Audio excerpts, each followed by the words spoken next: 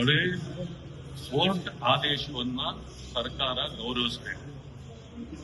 ಆ ಕಾರಣದಿಂದ ಬಹು ಕಾಲದಿಂದ ಬೆಂಗಳೂರಿನ ಪ್ರಜೆಗಳು ಚುನಾವಣೆ ಆಗಬೇಕು ಅನ್ನೋ ಕಾತುರದಲ್ಲಿ ಇದ್ದಾರೆ. ಆದರೆ ಕಾಂಗ್ರೆಸ್ ಸರ್ಕಾರಕ್ಕೆ ಹಲವು ಕಂಟಕಗಳಿದೆ. ಮೊದಲನೆಯದು ಅಭಿವೃದ್ಧಿ ಶೂನ್ಯ, ಎರಡನೆಯದು ಮಳೆ ಬಂದರೆ ಓಟ್ಗಳಲ್ಲಿ ಓಡಾಡಬೇಕು, ಮೂರನೇದು ಗುಂಡಿ ಬಿದ್ದ ಬೆಂಗಳೂರು, ಭ್ರಷ್ಟಾಚಾರ, ಕಸ, ಅನೇಕ ವಿಚಾರಗಳು ಹೀಗೆ ಅವರನ್ನು ಕಾಡ್ತಾ ಇವೆ. ಆ ಕಾರಣದಿಂದ ಇವು ಏನು ಮಾಡಿದ್ರು ಸರ್ಕಾರ ಅಂದ್ರೆ, ನಾವು ಯಾವುದೇ ಕಾರಣಕ್ಕೆ ಬೆಂಗಳೂರಿನಲ್ಲಿ ಚುನಾವಣೆ ಮಾಡಿ ನಮ್ಮ ಪಕ್ಷ ಗೆಲ್ಲಲಿಕ್ಕೆ ಸಾಧ್ಯ ಇಲ್ಲ.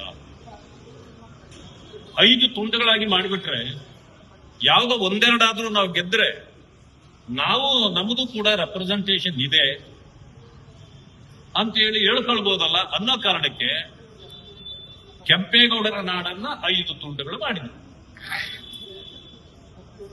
ಚುನಾವಣೆಗೆ ಈಗಲೂ ಹೋದ್ರು ಒಂದು ಗೆಲ್ಲೋದು ಕಷ್ಟ ಇದೆ, ಒಂದನ್ನಾದ್ರೂ ಗೆಲ್ಲಬಹುದಾಗಿತ್ತು, ಅದು ಕಷ್ಟ ಇದೆ ಅಂತ ಈಗ ಅನಿಸಿದ ಮೇಲೆ ಹೋಗ್ಲಿ ಈಗ 2 ಮಾಡೋಣ ಅಂತೇಳಿ ಈಗ ಮತ್ತೆ ಅವ್ರದ್ದು ಮರುಚಿಂತನೆ ನಡೆದಿದೆ ಅಂತ ಗೊತ್ತಾಗಿದೆ. ಈ ಮಧ್ಯದಲ್ಲಿ ಚುನಾವಣೆಗೆ ಹೋದ್ರೆ ನಾವು ಗೆಲ್ಲಲ್ಲ ಅನ್ನೋ ಕಾರಣಕ್ಕೆ SIR ಅನ್ನ ಮುಂದಿಟ್ಕೊಂಡು ಈಗ ಚುನಾವಣೆಯನ್ನ ಮುಂದೂಡ್ರಿ ಅಂತೇಳಿ ಹೋಗಿದೆ.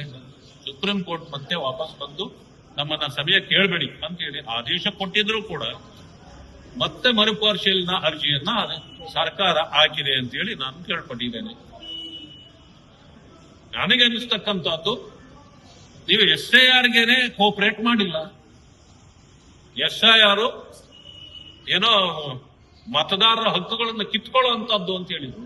ಯಾಕೆ ಕಿತ್ಕೊಳ್ತಾರೆ? ನನ್ನ ಮತ ನನ್ನ ಹಕ್ಕು ಅದು ಇರ್ತದೆ. ಆದ್ರೆ ಯಾರು ಈ 2002 ಅಥವಾ 8ರಲ್ಲಿ SIR ಮಾಡಿದ್ದು, ಆ ಮಧ್ಯದಲ್ಲಿ ಯಾರೋ ನಮ್ಮನ್ನ ಅಗಲಿ ಹೋಗಿದ್ದಾರೆ, ಅವರ ಮತಗಳನ್ನ ಹೇಗೆ ಪಟ್ಟಿಯಲ್ಲಿ ಇಡ್ಲಿಕ್ಕೆ ಸಾಧ್ಯ? ತೆಗಿಲೇಬೇಕಾಗಿದೆ. ಅದಾದ ನಂತರ ಯಾರು ಹೊರಗಡೆಯಿಂದ ಬಂದು ತಮ್ಮ ಪಟ್ಟಿಯಲ್ಲಿ ಸೇರ್ಕೊಂಡಿದ್ದಾರೆ ಅಂತವರಿಗೆ ಆಧಾರ ರಹಿತವಾಗಿ ಸೇರಿದ್ರೆ ಅದನ್ನ ನಾವು ತೆಗಿಸ್ಬೇಕಾಗುತ್ತೆ. ಯಾರು ಒರಿಜಿನಲಿ ಈ ಪ್ರಾಂತ್ಯದವರು, ಇಲ್ಲಿ ಹಕ್ಕುದಾರರು, ಅವರ ಹಕ್ಕುಗಳನ್ನ ಯಾರೂ ಕಿತ್ಕೊಳ್ಳಿಕ್ಕೆ ಸಾಧ್ಯ ಇಲ್ಲ. ಆ ಕಾರಣದಿಂದ ಅವರು ಸಹಕಾರ ಕೊಡಬೇಕು. ಮೂರನೇದಾಗಿ SIR ವಿಚಾರದಲ್ಲಿ ಗುಂಪು ಸೇರಿ ಒಂದೇ ಕಡೆ ಮಾಡ್ತಿದ್ರು. ಅದನ್ನು ನಾವು ಕೇಂದ್ರ ಚುನಾವಣಾ ಆಯೋಗ ಮತ್ತು ರಾಜ್ಯ ಚುನಾವಣಾ ಆಯೋಗದ ಗಮನಕ್ಕೂ ಕೂಡ ತಂದಿದ್ವಿ. ತಂದ ನಂತರ ಈಗ ತೀರ್ಮಾನ ಆಗಿದೆ, ಎಲ್ಲೂ ಕೂಡ ಆ ರೀತಿ ಗುಂಪು ಗುಂಪಾಗಿ ಮಾಡ್ತಕ್ಕಂಥದ್ದು ಕಾನೂನು ಬಾಹಿರ ಮಾಡಬಾರ್ದು. ಒಂದು. ಎರಡನೇ ವಿಚಾರ ಏನಂತಂದ್ರೆ, ನೀವು ಯಾರೇ ಮಾಡಿದ್ರು VLOಗಳು ಮನೆ ಮನೆಗೆ ಹೋಗಲೇಬೇಕು.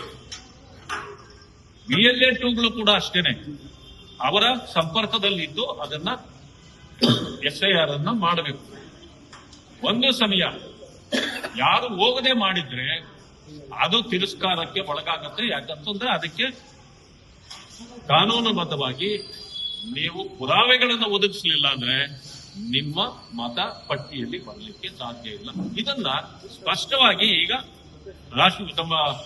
ರಾಷ್ಟ್ರೀಯ ಚುನಾವಣಾ ಆಯೋಗ ಈಗ ಸ್ಪಷ್ಟ ಮಾಡಿದೆ. ಆ ಕಾರಣದಿಂದ ನೀವು ಚುನಾವಣೆಗಳನ್ನು ಮುಂದೂಡ್ತಕ್ಕಂಥದ್ದು ಇದು ಸೋಲಿನ ಭೀತಿಯಿಂದಲೇ ಹೊತ್ತು ಬೇರೇನು ಕಾರಣ ಇರಲಿಕ್ಕೆ ಇಲ್ಲ ಅಂತಕ್ಕಂಥದ್ದು ನನ್ನ ಅಭಿಪ್ರಾಯ.